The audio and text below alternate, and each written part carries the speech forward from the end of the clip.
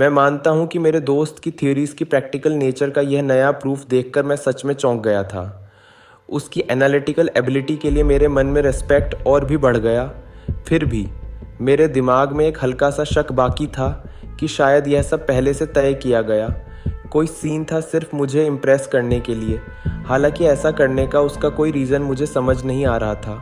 जब मैंने उसकी तरफ देखा तो उसने नोट पढ़ लिया था और उसकी आंखों में वही खाली बेपरवाह सी एक्सप्रेशन थी जो यह दिखाती थी कि वह अपने ख्यालों में खो गया है। मैंने पूछा, तुमने ये कैसे डिडक्ट किया? उसने थोड़े चिड़चिड़े अंदाज में कहा, क्या डिड्यूस किया? यही कि वह आदमी रिटायर्ड सार्जेंट ऑफ मरीन्स था। वह बोला, मेरे पास इन छोटी बातों के लिए समय नहीं है। फिर हल्की सी मुस्कान के साथ बोला, माफ़ करना, तुमने मेरे सोचने की चेन तोड़ दी, लेकिन शायद अच्छा ही हुआ। क्या तुम सच में यह नहीं समझ पाए कि वह आदमी सर्जेंट ऑफ मारिन्स था? मैंने कहा, बिल्कुल नहीं।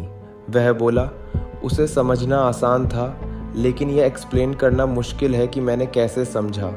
अगर तुमसे पूछा जाए कि 2 और 2 4 क्यों होते हैं, तो शायद तुम्हें समझाने में दिक्कत हो, लेकिन तुम्हें यह फैक्ट पता है। सड़क के उस पार से ही मैंने उसके हाथ के पीछे एक बड़ा सा ब्लू एंकर टैटू देखा था, जो साफ दिखाता है कि वह सी से जुड़ा रहा है, लेकिन उसकी चाल मिलिट्री जैसी थी और उसके साइड विस्कर्स रेगुलेशन के अनुसार थे, यानी वह मरीन था। उसके अंदर एक तरह की अथॉरिटी और सेल्फ इम्पोर्टेंस थी। तुमने ध्यान दिया होगा कि वह कैसे अपना सिर पकड़कर चल रहा था और अपनी कैन घुमा रहा था। वह मिडल एज्ड, स्टेडी और रिस्पेक्टेबल आदमी था। इन सब बातों से साफ था कि वह सर्जेंट रहा होगा। मैंने कहा, कमाल है। वह बोला, कुछ खास नहीं। हालांकि उसके चेहरे से साफ था कि वह मेरी रिएक्शन से खुश था। फिर उसने कहा, मैंने अभी कहा था कि कोई क्राइम नहीं है। लगता है मैं गलत था, यह देखो। उसने वह लेटर मेरी तरफ बढ़ा दिया। मैंने पढ़ते ही कहा, यह तो बहुत सीरियस मामला है। वह शांत स्वर में बोला, थोड़ा अनयूजुअल ज़रूर है। क्या तुम इसे ज़रा ज़ोर से पढ़ सकते हो? मैंने पढ़ना शुरू किया। मेरे प्रिय मिस्टर शर्लक होम्स, कल रात ब्रिक्सटन रोड के पास 3 लॉरिस्टन गार्डन्स में एक सीरियस मामला हुआ है। रात करीब 2 बजे पेट्रोल पर मौजूद हमारे आदमी ने वहाँ रोशनी देखी। घर खाली था, इसलिए उसे शक हुआ। उसने दरवाज़ा खुला पाया और अंदर जाकर फ्रंट रूम में एक अच्छे कपड़े पहने आदमी की लाश मिली। उसकी जेब में कार्ड थे जिन पर नाम लिखा था, इनोच जे ड्रेवर, क्लीवलैंड, ओहायो, USA। कोई चोरी नहीं हुई है और यह भी समझ नहीं आ रहा कि उसकी मौत कैसे हुई। कमरे में खून के निशान हैं, लेकिन उसके शरीर पर कोई घाव नहीं है। हमें समझ नहीं आ रहा कि वह उस खाली घर में कैसे पहुंचा। पूरा मामला एक पहेली बना हुआ है। अगर आप 12 बजे से पहले आ सकें तो मैं वहीं मिलूँगा। मैंने सब कुछ जस का तस रखा है। अगर आप नहीं आ सके तो मैं आपको और डिटेल्स भेज दूँगा। आपकी राय बहुत मददगार होगी। आपका टोबायस ग्रेगसन।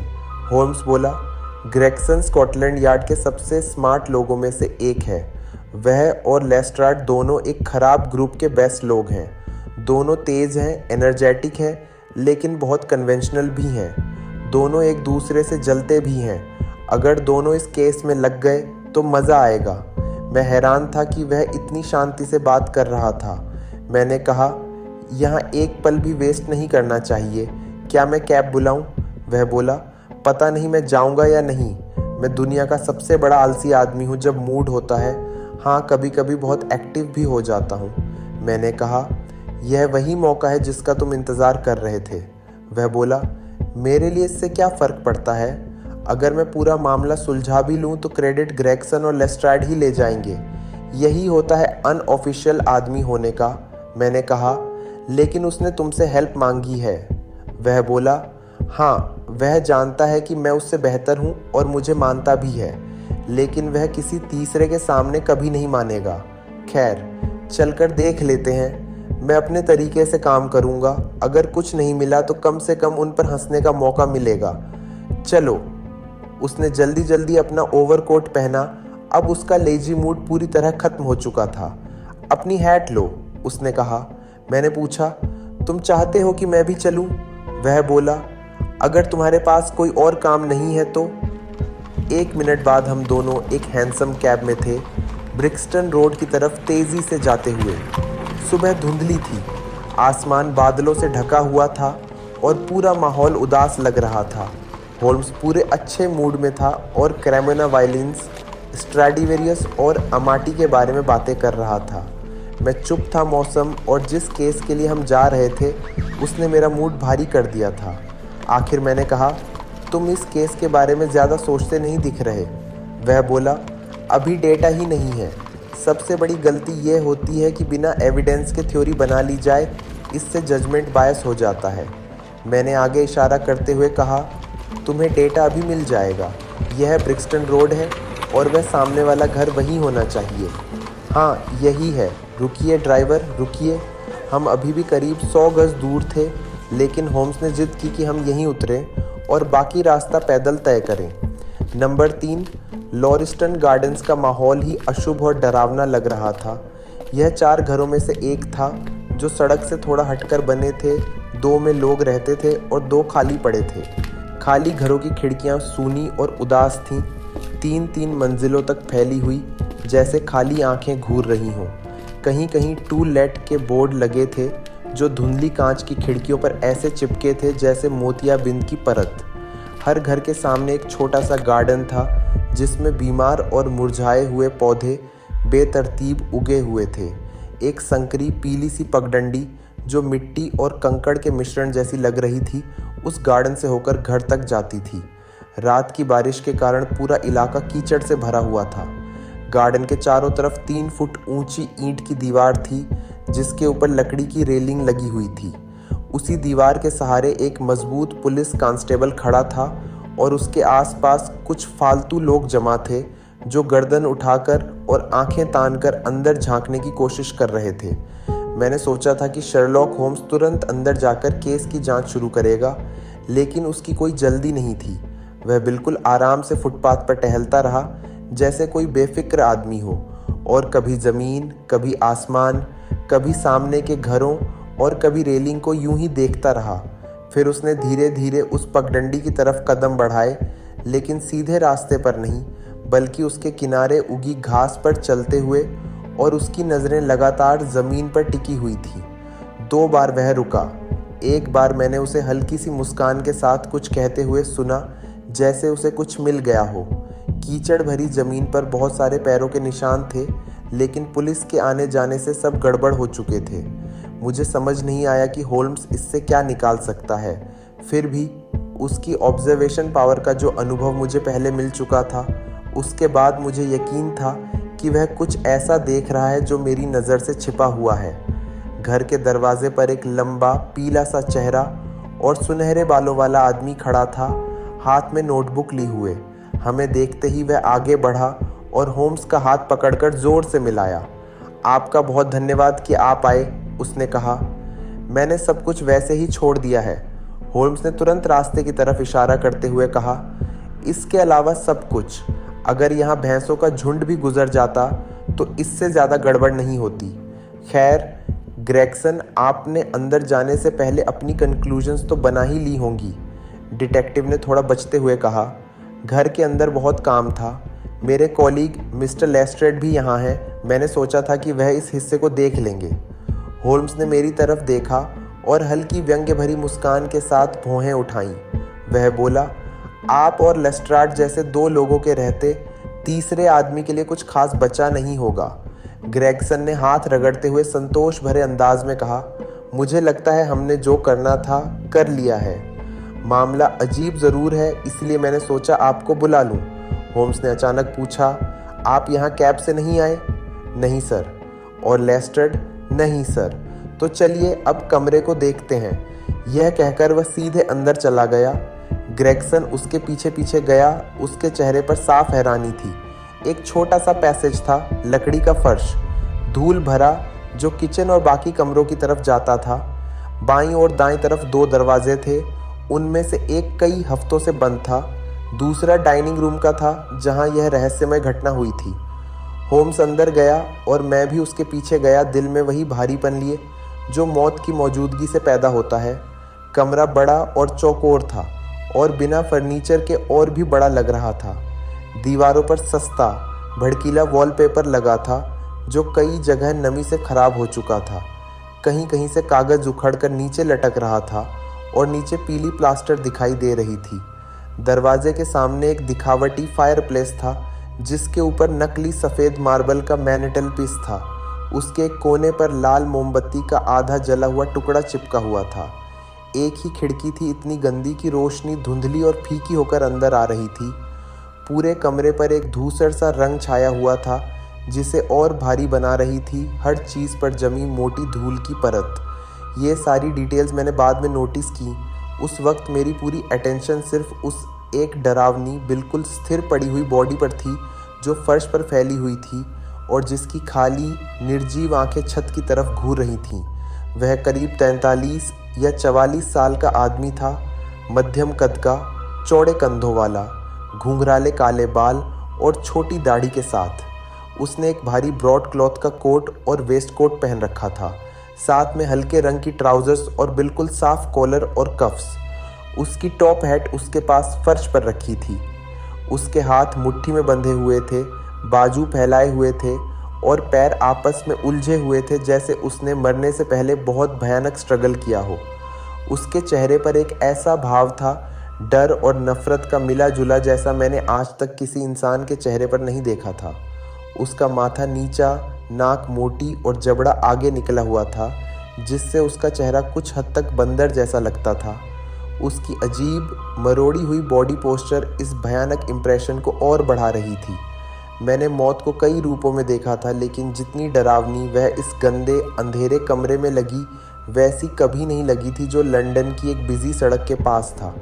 दरवाजे के पास लेस्ट्रेड खड़ा था, पतला तेज़ नज़र वाला जैसा वह हमेशा होता था। उसने हमें देखते ही कहा, यह केस काफ़ी हलचल मचाएगा सर, मैंने ऐसा केस पहले कभी नहीं देखा। ग्रेगसन ने पूछा, कोई क्लू मिला? लेस्ट्रेड बोला, बिल्कुल नहीं। शर्लक होम्स बॉडी के पास गया, घुटनों के बल बैठा और ध्यान से उसे एग्जामिन करने लगा। उसने पूछा, आपको पूरा यकीन है कि कोई वुंड नहीं है? उसने आसपास पड़े खून के धब्बों की तरफ इशारा किया। दोनों डिटेक्टिव्स बोले, बिल्कुल पक्का। होम्स बोला, तो यह खून किसी दूसरे आदमी का है, शायद किलर का। अगर यह मर्डर है, यह मुझे 1834 के यूट्रेक्ट वाले वैन जॉनसन केस की याद दिलाता है।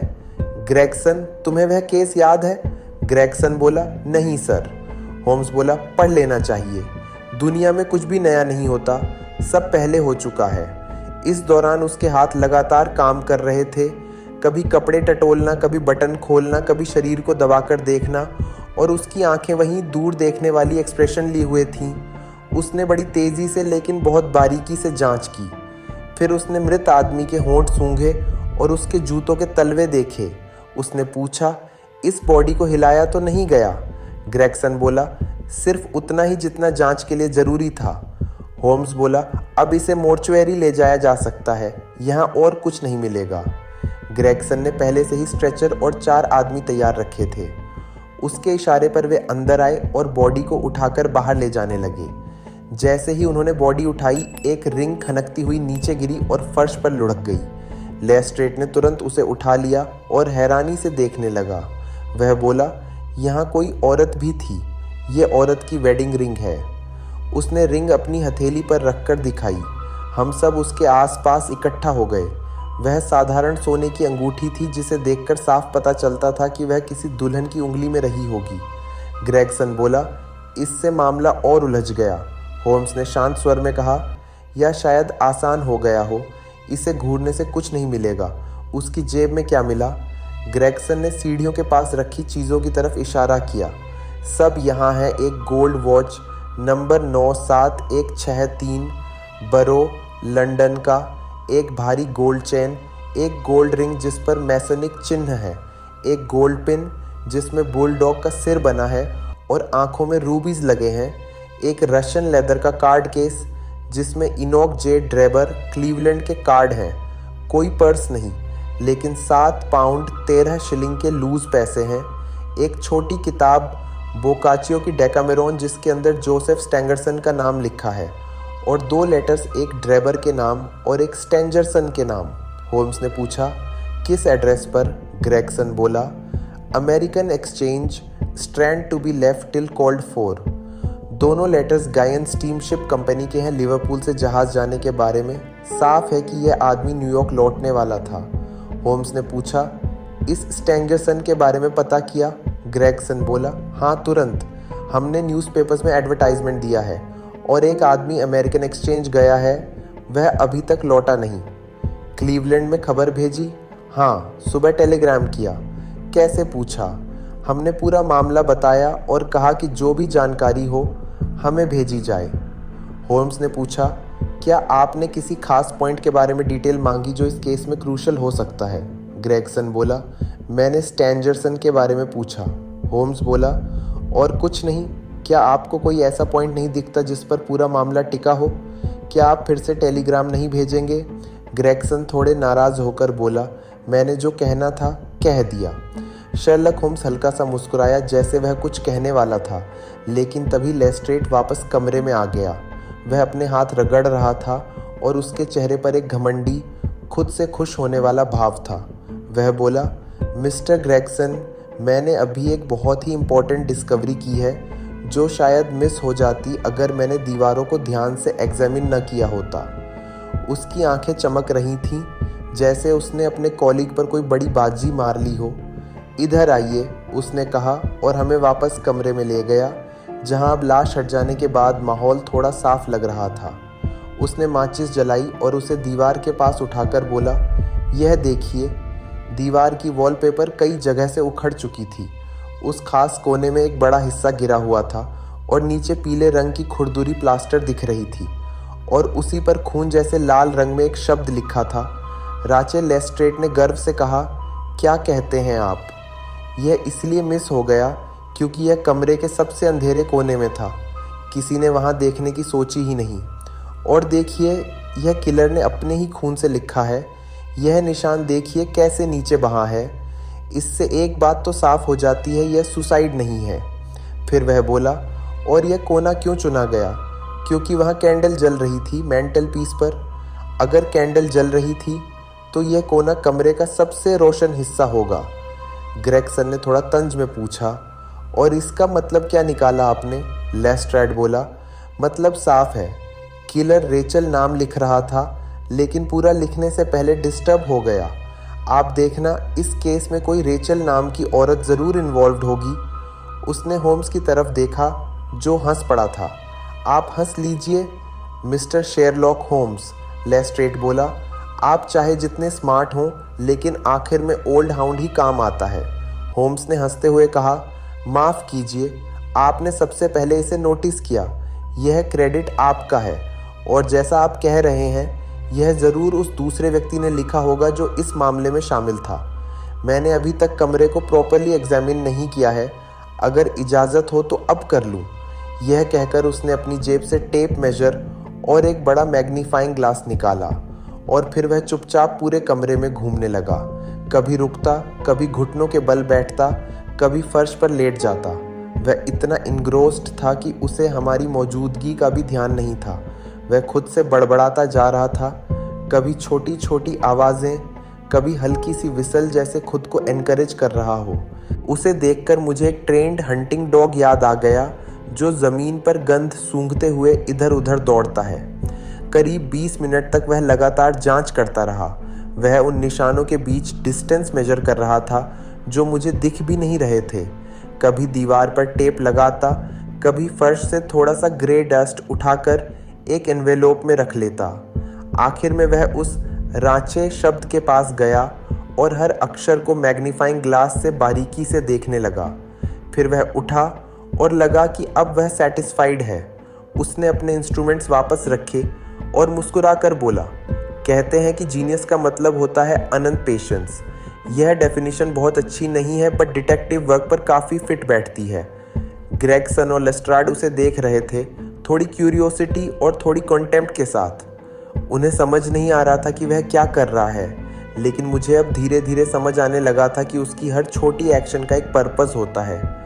दोनों डिटेक्टिव्स ने पूछा, तो आप क्या सोचते हैं सर? होम्स बोला, अगर मैं मदद करूंगा तो आपका क्रेडिट छिन जाएगा। आप लोग इतना अच्छा कर रहे हैं, बीच में दखल देना ठीक नहीं होगा। उसके स्वर में हल्का सा सार्काज्म था। आप अपनी इन्वेस्टिगेशन जारी रखिए, अगर ज़रूरत हो तो मैं मदद कर दूंगा। फ़िलहाल मैं उस कांस्टेबल से मिलना चाहूँगा जिसने बॉडी पाई थी, उसका नाम और एड्रेस मिलेगा? लेस्ट्राड ने अपनी नोटबुक देखी और कहा, जॉन रेंस, अभी ऑफ ड्यूटी है, 46 only court, Kennington park gate पर मिलेगा। होम्स ने एड्रेस नोट कर लिया, फिर मेरी तरफ मुड़कर बोला, चलिए डॉक्टर, उसे मिलते हैं। फिर जाते जाते उसने डिटेक्टिव्स की तरफ मुड़कर कहा, मैं आपको कुछ हिंट्स दे देता हूँ, शायद काम आए। यह मर्डर है और मर्डरर एक आदमी है, 6 फुट से ज़्यादा लंबा, उम्र अपने प्राइम में। उसके पैर उसके कद के हिसाब से छोटे हैं। वह स्क्वायर टोड बूट्स पहनता है और ट्रिचिनोपोली सिगार पीता है। वह अपने विक्टिम के साथ एक 4 व्हील्ड कैब में आया था, जिसका घोड़ा 3 पुराने शूज़ और एक नया शू पहने हुए था फ्रंट लेफ्ट पैर में। संभव है कि उसका चेहरा लाल फ्लोरिड हो और उसके दाहिने हाथ के नाखून लंबे हों। ये सिर्फ कुछ क्लूज़ हैं, शायद मदद करें। लेस्ट्राड और ग्रेगसन एक दूसरे को देख रहे थे, पूरी तरह हैरान और अविश्वास में। लेस्ट्राड ने पूछा, अगर मर्डर हुआ है तो कैसे? होम्स ने छोटा सा जवाब दिया, पॉइजन। और वह बाहर निकल गया। दरवाजे पर रुककर उसने एक आखिरी बात कही, और हाँ, लेस्ट्राड, रेच जर्मन में रिवेंज होता है, तो मिस रेचल को ढूंढने में वक्त मत बर्बाद करना। इतना कहकर वह चला गया और दोनों डिटेक्टिव्स को वहीं खड़ा छोड़ गया, पूरी तरह स्टंट।